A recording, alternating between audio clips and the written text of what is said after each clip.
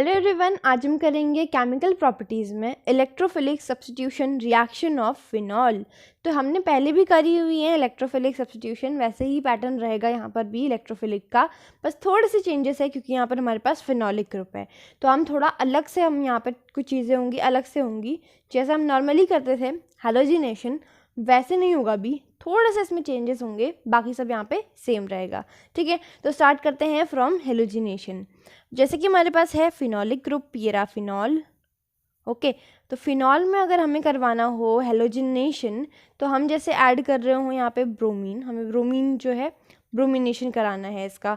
तो फिनॉल हम जानते हैं जो इसमें OH पार्ट है, ये हमेशा जो भी हमारे पास आने वाला है रिएक्टेंट उसको हमेशा ऑर्थो एंड पैरा पोजीशन में डायरेक्ट करता है। ठीक है, तो यानी कि एक बार ये अपनी डेंसिटी बढ़ाएगा ऑर्थो पोजीशन में और दूसरी बार ये अपनी इलेक्ट्रॉन डेंसिटी बनाएगा पैरा पोजीशन में। ठीक है, तो यहाँ पे जो ब्रोमिनेशन होता है हम यहाँ पर हेलोजन कैरियर की हेल्प से नहीं करते हैं। ठीक है, यहाँ पर जो ब्रोमिनेशन होगा या फिर हेलोजिनेशन होता है वो दो टाइप से होता है। एक होता है नॉन पोलर सॉल्वेंट के यूज़ से और दूसरा होता है पोलर सॉल्वेंट के यूज़ से। ठीक है, तो स्टार्ट करते हैं सबसे पहला फ्रॉम नॉन पोलर सॉल्वेंट। तो नॉन पोलर सॉल्वेंट हमारे पास होता है CS2 कार्बन सल्फाइड, CS2 है ना, और ये होता है नॉन पोलर। ठीक है, नॉन पोलर होता है ये, और ये जो नॉन पोलर सॉल्वेंट होते हैं ये इजीली घुलते नहीं है, पहली बात तो है ना, और इसका हमने करवाना है ब्रोमिनेशन CS2 की हेल्प से। तो जब हम CS2 से इसका ब्रोमिनेशन कराते हैं तो ये नॉर्मली ब्रोमिनेशन करता है एक बार ऑर्थो पोजीशन में और एक बार पैरा पोजीशन में। ठीक है, यहाँ पर ये लग गया OH। ठीक है, अब पहली बार में हम करेंगे इसका ऑर्थो पोजीशन में ब्रोमिनेशन, और यहाँ पर इसका नाम क्या हो जाएगा वो भी लिख लेते हैं, इसका नाम हो जाएगा ऑर्थो ब्रोमोफिनॉल, ऑर्थो ब्रोमोफिनॉल। ठीक है, अब हम देखेंगे इसका पैरा पोजीशन वाला। पैरा पोजीशन में जब ये सब्स्टिट्यूट करेगा इसको तो यहाँ पर आ जाएगा ब्रोमीन और ये बन जाएगा पैरा ब्रोमोफिनॉल। ठीक है, इतना समझ में आ गया आपको? तो ये हो गया नॉन पोलर। CS2 जो है नॉन पोलर है, इसका क्या मतलब हुआ? इसका ये मतलब हुआ कि ये जो है नॉन पोलर ये सिर्फ नॉन पोलर के साथ ही रिजॉल्व हो सकता है। ठीक है, तो नॉन पोलर यानी कि अगर आपके पास कोई भी कंपाउंड है उसमें दो अलग अलग चार्जेस के यानी कि अलग अलग इलेक्ट्रोनेगेटिविटी के एलिमेंट नहीं है तो वहाँ पर क्या होगी? पोलैरिटी नहीं होगी, है ना। जैसे यहाँ पे कार्बन सल्फाइड है तो यहाँ पर जो इनकी पोलैरिटी है वो उतना डिफरेंस नहीं है इनकी पोलैरिटी में, है ना। तो जैसे कि हमारे पास HCl है तो HCl जो है हमारे पास H और Cl में Cl की ज़्यादा पोलैरिटी है यानी कि वो ज़्यादा इलेक्ट्रोनेगेटिव है, तो यहाँ पे क्या होगा? पोलर, यहाँ पे चार्जेस आ जाएंगे, है ना, क्योंकि वो एक ज़्यादा इलेक्ट्रोनेगेटिव है और एक कम इलेक्ट्रोनेगेटिव है। ठीक है, सो कभी भी इस तरह से आता है CS2 जो है आपके पास है तो आपको तब समझना है कि यहाँ पर आपके पास नॉन पोलर है और नॉन पोलर कैसे रिएक्ट करेगा। यहाँ पर सिंपल क्या होगा? ऑर्थो एंड पैरा डायरेक्शन में ये उसे डायरेक्ट करेगा। ठीक है, ओके, अब देखेंगे हम सेकेंड टाइप की, यहाँ पर हेलोजिनेशन। अगर हमने सेम फिनॉल ले लिया, यहाँ पर भी फिनॉल, सेकेंड पार्ट में देख लीजिए, यहाँ पर भी हमने ले लिया है सेम फिनॉल और यहाँ पर हमने डाल दिया है ब्रोमीन एज इट इज़, और यहाँ पर हमने ले लिया पोलर। ठीक है, जिसमें चार्ज हो पोलर। सो पोलर में हमने ले लिया है यहाँ पर वाटर। ठीक है, तो यहाँ पर जो है स्पेशल केस बनता है इसका, तो इसे ध्यान से देखना। यहाँ पर हमने वाटर लिया जो कि क्या है? एक पोलर सॉल्वेंट है, हम जानते हैं। ठीक है, तो पानी जो होता है ज़्यादातरों के साथ आराम से घुल जाता है, सो पोलर। और यहाँ पर जो वाटर होता है, ब्रोमीन और वाटर जो होता है मिलकर एक अलग सी सब्स्टिट्यूशन करते हैं। हम जानते हैं कि OH पार्ट जो होता है बेंजीन में ये हमेशा ऑर्थो एंड पैरा में अपनी इलेक्ट्रॉन डेंसिटी बढ़ाता है, बट जैसे ही हम डालते हैं यहाँ पर bromine and water, bromine water बोलते हैं इसे, कंबाइनली बोलते हैं हम इसे, ब्रोमीन वाटर डालते ही क्या होता है कि जो फिनॉल होता है कि एक बार ऑर्थो पोजीशन में और एक बार पैरा पोजीशन में नहीं बढ़ाता है, ये क्या करता है? एक साथ ही ऑर्थो एंड पैरा में इलेक्ट्रॉन डेंसिटी बढ़ा देता है, जिससे कि जो ब्रोमीन होता है ये तीनों जगह ही सब्स्टिट्यूट हो जाएगा। तो यहाँ पर सब्स्टिट्यूशन कैसी होती है? ट्राई सब्स्टिट्यूशन होती है। तो मैं लिख लेती हूँ यहाँ पर सब्स्टिट्यूशन नॉर्मल नहीं होगी, यहाँ पर कैसी होगी, ट्राई सब्स्टिट्यूशन होगी। यानी कि यहाँ पर एक बार में नहीं जाएगा, एक बार में ही तीनों जगह ही ये अपनी इलेक्ट्रॉन डेंसिटी बढ़ाएगा और तीनों जगह ही ब्रोमीन हमारा आ जाएगा। तो अब स्ट्रक्चर कैसा दिखेगा, यहाँ पर ये हमारे पास ब्रोमीन और ये रहा फेनोलिक ग्रुप, और उसके बाद यहाँ पर आएगा ब्रोमीन, एक बार यहाँ पर और यहाँ पर जो होगा एक साथ में ही आ जाएगा, है ना। तो अब इसका नाम लिख लेते हैं। यहाँ पर ये वाली जो OH की पोजीशन है उसके रिस्पेक्ट में ये वाली पोजीशन 3 2 होगी, और ये 3 और ये 4 5 एंड 6, ठीक है। तो यहाँ पर हम इस पोजीशन को लिख लेंगे कि 2, 4, 6 वाली पोजीशन में कौन कौन है हमारे पास, ब्रोमो है, और ब्रोमो भी कितने हैं, 3 है। तो ट्राई ब्रोमो फिनॉल, ठीक है, इसका नाम हो जाएगा ट्राई ब्रोमो फिनॉल। और ये बन गया हमारे पास ट्राई सब्स्टिट्यूशन, यानी कि एक ही बार में तीनों जगह पर इसने क्या किया, इलेक्ट्रॉन डेंसिटी बढ़ा दी। हम क्या बोलते हैं 2,4,6 ट्राई ब्रोमोफिनॉल को हम इसे बोलते हैं पिक्रिक एसिड, जो कि हमने पहले भी पढ़ चुका है, ठीक है। और यहाँ पर क्या होता है, जैसे ये 2,4,6 ट्राई ब्रोमोफिनॉल बन जाता है, एक वाइट पीपीटी बन जाती है, ठीक है। तो वाइट पीपीटी अगर बन जाएगी तो ये इजीली आइडेंटिफाई हो जाएगी, है ना। वाइट पीपीटी के बनते ही हम पता कर लेंगे कि हमारे पास यहाँ पर 2,4,6 ट्राई ब्रोमोफिनॉल बन चुका है। तो इसे हम एज अ टेस्ट यूज़ कर सकते हैं। तो ये ब्रोमीन वाटर होता है, इसका एक टेस्ट होता है जिसे हम कहते हैं ब्रोमीन वाटर टेस्ट, ठीक है। सो ब्रोमीन वाटर टेस्ट क्या होगा, जब भी हम फिनॉल का रिएक्शन कराएंगे ब्रोमीन और वाटर से, तो वाइट पीपीटी मिलेगी हमें किसकी, 2,4,6 ट्राई ब्रोमोफिनॉल की। तो अगर आपके पास टेस्ट आता है फिनॉल या किसी और में डिस्टिंग्विश करने के लिए कि आप बताइए कि इसमें फिनॉल है और ये दूसरा वाला क्या है, आपके पास कोई और ग्रुप है, तो आप क्या करेंगे उस टाइम पर आप परफॉर्म करेंगे ब्रोमीन वाटर टेस्ट। दोनों में आप डालेंगे ब्रोमीन वाटर, और जैसे ही किसी भी अगर कंटेनर या टेस्ट ट्यूब जो है आपके पास, उसमें अगर वाइट पीपीटी आपको नज़र आए, तो इसका मतलब क्या है कि वो जो है जिसमें वाइट पीपीटी आया है वो क्या है, आपके पास फिनॉल है। तो ये एक टेस्ट की तरह हम इसे यूज़ कर सकते हैं अगर कभी भी आपको आइडेंटिफाई करना है फिनॉल के लिए, या फिर आपके पास बाद में भी कभी डिस्टिंग्विश करने को आता है, तो फिनॉल का आप एक टेस्ट याद कर लीजिए, which is bromine water test. बहुत ज़्यादा मेन है ये वाला टेस्ट, तो ये एग्जाम में भी पूछा जाता है कि फिनॉल के लिए आप कैसे डिस्टिंग्विश करेंगे, तो ब्रोमीन वाटर टेस्ट एक सही टेस्ट है, ठीक है। तो when phenol reacts with bromine water, a white PPT of 2,4,6 tribromophenol is formed. This reaction can be used as a test for phenol under the name bromine water test. तो bromine water test जो है इसके test का नाम हो जाएगा। आप सबसे पहले उसके टेस्ट का नाम लिखेंगे, उसके बाद ये रिएक्शन जो है परफॉर्म करके दिखाएंगे, और उसके बाद ये वाइट पीपीटी लिखना मत भूलिएगा, और इससे आपको ये पता चल गया कि आपके पास जो है फिनॉलिक ग्रुप प्रेजेंट है, ये भी आपको लिखना है तब, ठीक है। तो यहाँ पर हो गया ब्रोमीन वाटर टेस्ट। अब एक क्वेश्चन आता है कि जब हमने phenol undergoes tri substitution in presence of bromine water, why. तो जब हमने रिएक्शन करवाया था किसका, फिनॉल का ब्रोमीन के साथ, यहाँ पर देखिए हमने फिनॉल का ब्रोमीन के साथ रिएक्शन कराया था, तो हमारे पास तीनों ही जगह पर यानी कि ट्राई सब्स्टिट्यूशन हुआ था। ऐसा क्यों हुआ, ठीक है। तो ऐसा क्या हुआ कि ये फिनॉल जो है एक ही साथ हर जगह इलेक्ट्रॉन डेंसिटी बढ़ाने पर मजबूर हो गया, ठीक है। तो मैंने जैसा कि बोला था, यहाँ पर देखिए ये था हमारे पास फिनॉलिक ग्रुप, ओके। यहाँ पर है OH, और यहाँ पर हमने जैसे ही डाला ब्रोमीन वाटर Br2H2O। अब ब्रोमीन वाटर डालते ही क्या होता है कि ये जो OH बॉन्ड होता है ये टूट जाता है, बिकॉज ये कैसा सॉल्वेंट है, पोलर सॉल्वेंट है, ठीक है। तो ये जो पोलर सॉल्वेंट होता है ये क्या करता है, जो OH बॉन्ड होता है यहाँ पर, OH बॉन्ड इसे तोड़ देता है, और O जो होता है नेगेटिव और ये H जो होता है पॉजिटिव बन जाता है। जब ये बॉन्ड टूट जाएगा तो क्या होता है, यहाँ पर देखिए यहाँ पर बन जाता है, अब सिर्फ O बचेगा इसके पास, O नेगेटिव, और H आयन जो होगा बाहर निकल जाएगा। तो ये जो O नेगेटिव है बेंजीन के ऊपर, इसके साथ इसका नाम क्या होता है, पहले इसका नाम होता है फिनॉक्साइड आयन। ये हम पहले भी पढ़ चुके हैं, फिनॉक्साइड आयन इसका नाम होता है। और हम जानते हैं एक चीज़ कि ये जब O नेगेटिव ग्रुप कभी भी लग जाए बेंजीन के ऊपर, तो ये क्या होता है, strong ortho and para directing group होता है। Strong ortho and para directing group होता है।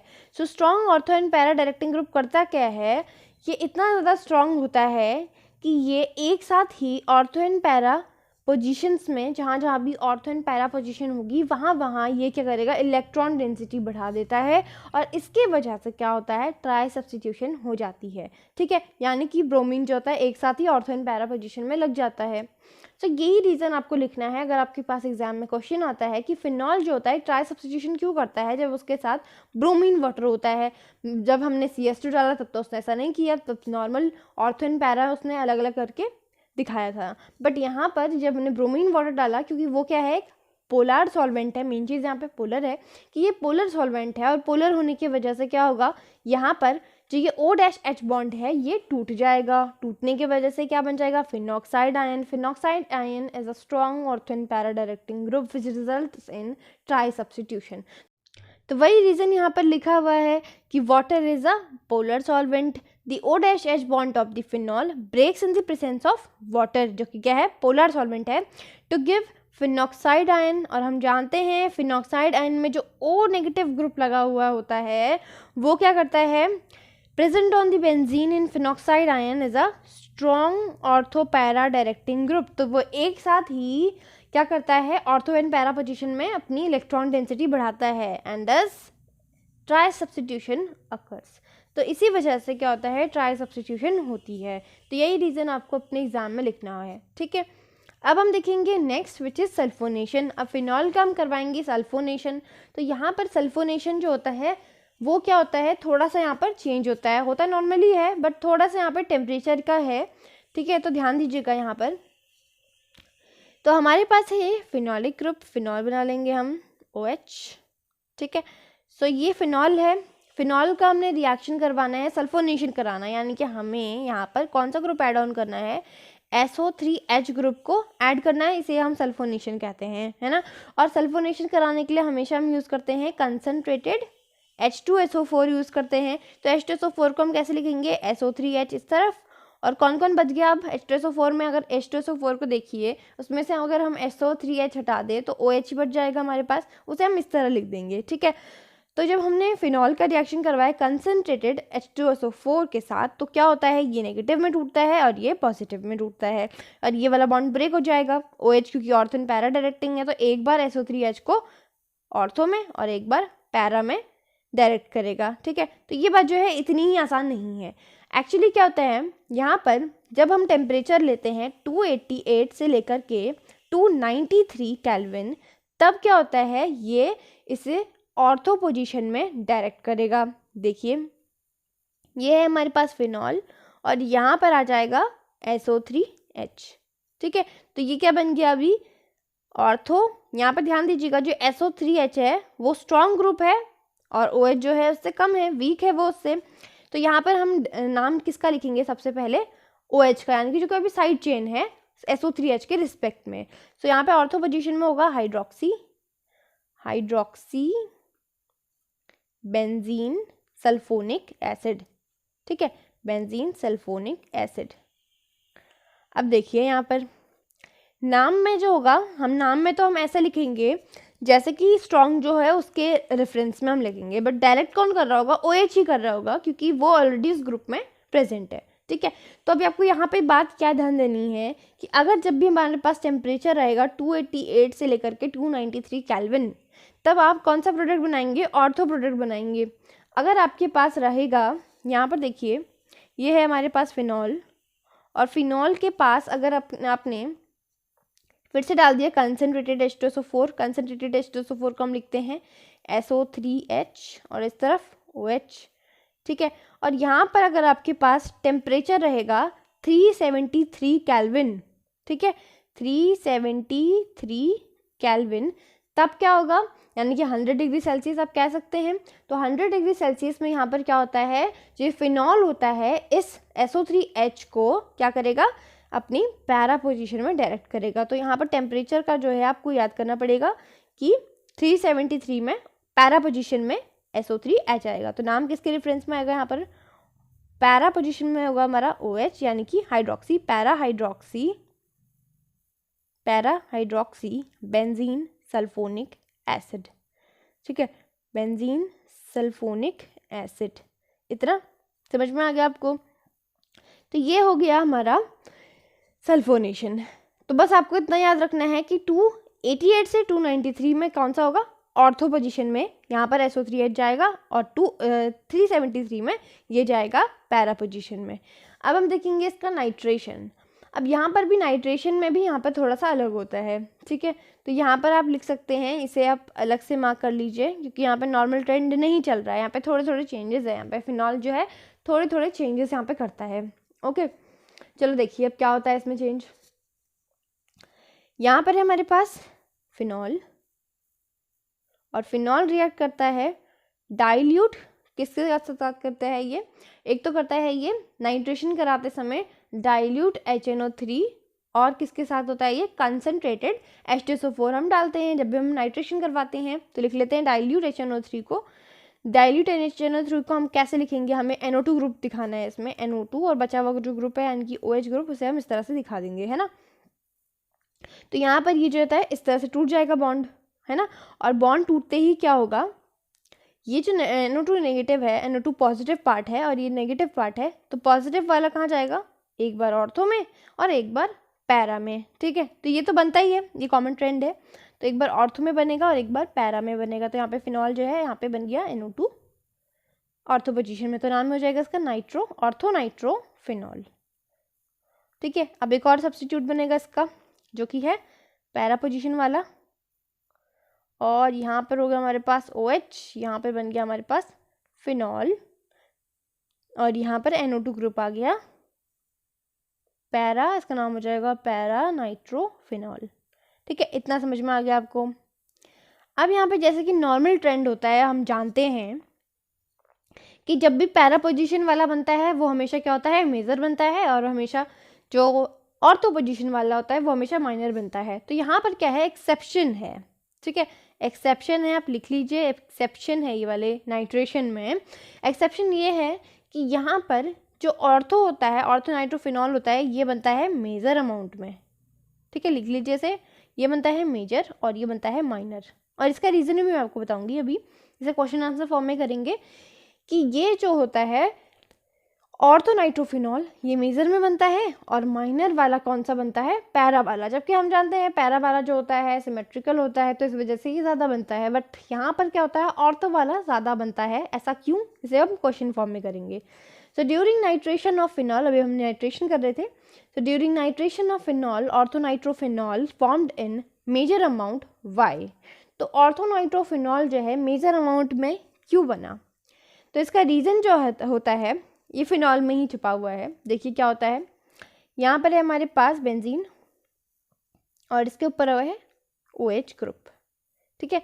जब हम नाइट्रेशन कराते हैं इसका, तो NO2 ग्रुप होता है वो यहाँ पर लगेगा ऑर्थो पोजीशन में। तो यहाँ पर जब लग जाता है, NO2 ग्रुप को खोल के दिखाती हूँ मैं आपको, ये रहा NO, और यहाँ पर क्या होता है, कोऑर्डिनेट बॉन्ड होता है ऑक्सीजन के साथ इसके, क्योंकि हमें जो N है, N के पास ये सिर्फ 3 ही बॉन्ड बना सकता है ना। और 3 बॉन्ड के अलावा इसके पास इसके पास ज़्यादा कैपेसिटी नहीं होती, सिर्फ 3 बॉन्ड इसको बनाने होते हैं और इसका ऑक्टेट कंप्लीट हो जाता है, ठीक है। तो इसके पास बच जाते हैं 2 लोन पेयर्स। अब ये ऑक्सीजन को भी बॉन्ड बनाना है, और ऑक्सीजन को क्या चाहिए, सिर्फ 2 इलेक्ट्रॉन्स चाहिए और इसका ऑक्टेट पूरा हो जाएगा। तो ये क्या करता है, नाइट्रोजन अपने 2 इलेक्ट्रॉन्स दे देता है और उस बिहाफ में यहाँ पर कोऑर्डिनेट बॉन्ड बन जाता है, ठीक है। तो यहाँ पर क्या हो जाता है, ये कोऑर्डिनेट बॉन्ड बन गया है। अब ये देखिए यहाँ पर अब एक चीज़ होती है, यहाँ पर लगा हुआ है N ग्रुप और यहाँ पे लगा हुआ है ऑक्सीजन ग्रुप, है ना। हम जानते हैं कि N जो होता है ऑक्सीजन के कंपैरेटिवली कम होता है इलेक्ट्रोनेगेटिव। तो यहाँ पर क्या होगा, जो ऑक्सीजन होता है अपनी तरफ इलेक्ट्रॉन्स खींच लेगा, स्लाइटली नेगेटिव हो जाएगा। यहाँ पर भी क्या होगा, ऑक्सीजन अपनी तरफ इलेक्ट्रॉन खींच लेगा और स्लाइटली नेगेटिव हो जाएगा, है ना। और यहाँ पर भी होगा same cheese, negative and positive, है ना। इतना दिखाई दे रहा है।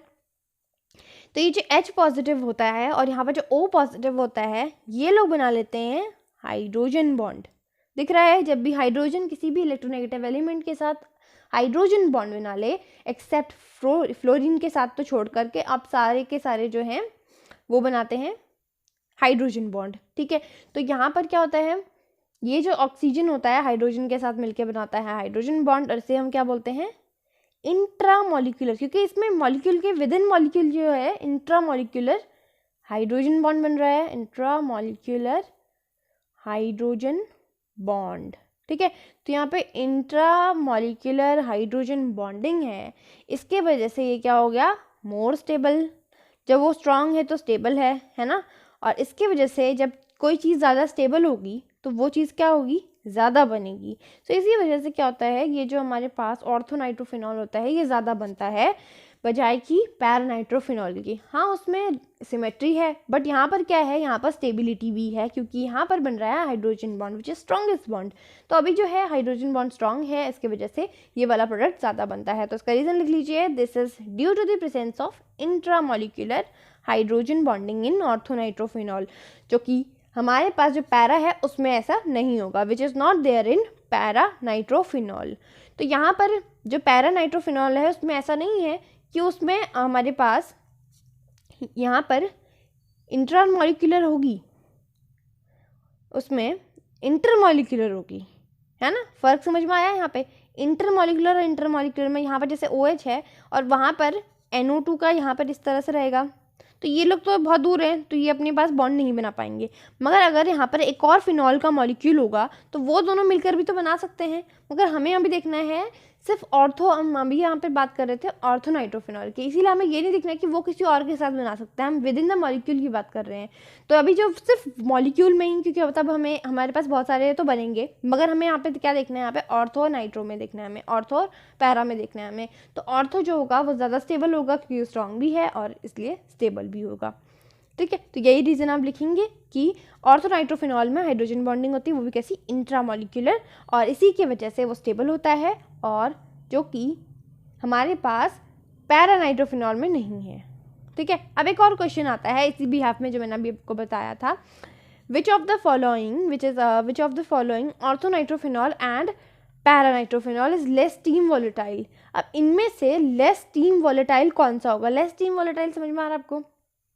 स्टीम वॉलेटाइल यानी कि जैसे ही आप उसको टेम्परेचर प्रोवाइड कराएंगे तो वो क्या होगा, टूट जाएगा उसका बॉन्ड, है ना। तो स्टीम वॉलेटाइल वही आप समझ सकते हैं। तो यहाँ पर लेस स्टीम वॉलेटाइल कौन होगा, यानी कि बहुत जो कम कौन टूटेगा, ये क्वेश्चन पूछने की कोशिश कर रहे हैं ये लोग कि ऑर्थोनाइट्रोफिनॉल टूटेगा कि पैरानाइट्रोफिनॉल। इसमें ज़्यादातर बच्चों का आंसर रहता है पैरानाइट्रोफिनॉल। तो पैरानाइट्रोफिनॉल जो है वो तो अपना अलग कंपाउंड है, वो कैसे टूटेगा, है ना। तो यहाँ पर बात क्या है, यहाँ पर आपको समझना है कि आप अगर अकेले हैं तो आप टूट जाएंगे, अगर आप बहुत सारे झुंड में हैं, है ना, गैंग में हैं और सबके साथ आपकी अच्छी बॉन्डिंग है तो आप नहीं टूटेंगे। समझ में आ रही मेरी बात। तो यहाँ पर भी ऐसा ही होता है। देखिए यहाँ पर तो जो मैंने अभी बताया था आपको उसी से रिलेट करना है। मैंने यहाँ पे बना दिए हैं दो NO2 के मॉलिक्यूल्स, इस तरह मैंने अरेंज किया इन दोनों को कि आप इसकी हाइड्रोजन बॉन्डिंग को शो कर सकेंगे, है ना। तो यहाँ पर जो है पैरानाइट्रोफिनॉल है, यहाँ पर भी पैरानाइट्रोफिनॉल है। ठीक है, अब यहाँ पर क्या होगा, यहाँ पर हमारे पास हाइड्रोजन है, हाँ उसके पास, उसके बगल में तो नहीं है ये, मगर हमारे पास सॉल्यूशन में बहुत सारे पैरा होंगे, पैरानाइट्रोफिनॉल होंगे। तो वहाँ पर पैरा जो होंगे अपना, यहाँ पर क्या होगा, ये स्लाइटली पॉजिटिव, ऑक्सीजन जो होगा स्लाइटली नेगेटिव, यहाँ पर स्लाइटली नेगेटिव, ये भी स्लाइटली नेगेटिव। तो ये क्या करेगा, ऑक्सीजन के साथ क्या बनाएगा, इंटरमॉलिक्यूलर हाइड्रोजन बॉन्डिंग, यानी कि उसी के मॉलिक्यूल के साथ क्या करेगा, वो इंटरमॉलिक्यूलर हाइड्रोजन बॉन्डिंग करेगा। सो इंटरमॉलिक्यूलर हाइड्रोजन बॉन्डिंग यहाँ होगी, तो यानी कि यहाँ पे झुंड है, तो जितना ज़्यादा झुंड होगा उतना ज़्यादा सपोर्ट होगा हमारे पास। तो यहाँ पर सपोर्ट है, यानी कि उसके पास अपने ही लोगों के साथ अच्छी बॉन्डिंग है, वो अकेला नहीं है। जब वो साथ में होगा तो उसे तोड़ना मुश्किल होगा। तो यहाँ पे स्ट्रॉन्ग कौन होगा, यहाँ पर स्ट्रॉन्ग होगा हमारे पास पैरानाइट्रोफिनॉल। तो पैरानाइट्रोफिनॉल जो है स्ट्रॉन्ग होगा इस वजह से। तो यहाँ पर आप रीज़न लिखेंगे, paranitrophenol is less steam volatile due to presence of intermolecular hydrogen bonding. तो उसी के जैसे मॉलिक्यूल्स, जैसे कि नाइट्रोफिनॉल के अपने, पैरानाइट्रोफिनॉल के जैसे ही अपने जैसे मॉलिक्यूल्स के साथ इंटरमॉलिक्यूलर हाइड्रोजन बॉन्डिंग है, जिसकी वजह से इस बॉन्ड का जो है टूटना बहुत ज़्यादा मुश्किल है, इसीलिए वो आसानी से स्टीम वोलेटाइल नहीं होगा। जबकि ऑर्थो के अपने अंदर ही उसकी ऑर्थोनाइट्रोफिनॉल के जो है इंट्रामॉलिक्यूलर है, जो कि हम आराम से तोड़ सकते हैं, मगर जब हम बहुत सारे ग्रुप में होंगे तो हमें तोड़ना मुश्किल होगा, है ना। So which is not there in orthonitrophenol, जो कि ऑर्थोनाइट्रोफिनॉल में नहीं है। ठीक है, अब हम देखेंगे फ्रिडल क्राफ्ट एल्काइलेशन। तो ये हमने पहले भी की हुई है, तो यहाँ पर भी सेम ट्रेंड रहेगा। हम लेंगे यहाँ पे फिनॉल और फिनॉल का फ्रिडल क्राफ्ट एल्काइलेशन कराना है, यानी कि एल्काइल ग्रुप को एड ऑन कराना है हमें, तो हम क्या लेते हैं हमेशा की तरह CH3Cl, यानी कि एल्काइल हैलाइड लेते हैं हम। तो यहाँ पर क्या होता है, CH3 का बॉन्ड टूटता है और CH3 पॉजिटिव, Cl नेगेटिव होता है, क्योंकि Cl जो है इलेक्ट्रोनेगेटिव है, तो स्लाइटली नेगेटिव चार्ज इसमें और CH3 में पॉजिटिव रहेगा। और हमेशा ये जो फ्रिडल क्राफ्ट रिएक्शन होती है हमेशा किसके प्रेजेंस में होती है, ये बात आपको पता ही होगी, एनहाइड्रस AlCl3 के प्रेजेंस में होती है।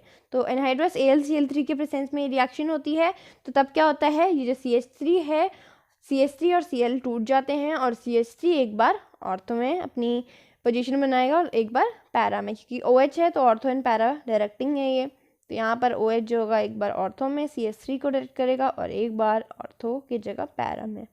सो OH है यहाँ पर और यहाँ पर हो गया CH3, ठीक है। यहाँ पर जो मेजर होता है और माइनर होता है वो सेम रहता है, कि जो ऑर्थो वाला होता है वो मेजर अमाउंट माइनर अमाउंट में बनता है और जो पैरा वाला होता है वो मेजर अमाउंट में बनता है। तो उसका नाम लिख लेते हैं, यहाँ पर CH3 भी है, OH भी है, तो उसका नाम क्या होता है, क्रिसॉल होता है, ठीक है। तो क्रिसॉल के साथ साथ यहाँ पर हम लिखेंगे ऑर्थो क्रिसॉल और यहाँ पर क्या होगा, पैरा क्रिसॉल। ऑल यानी कि यहाँ पे फिनॉल ग्रुप और क्रिस यानी कि CH3 ग्रुप, ठीक है।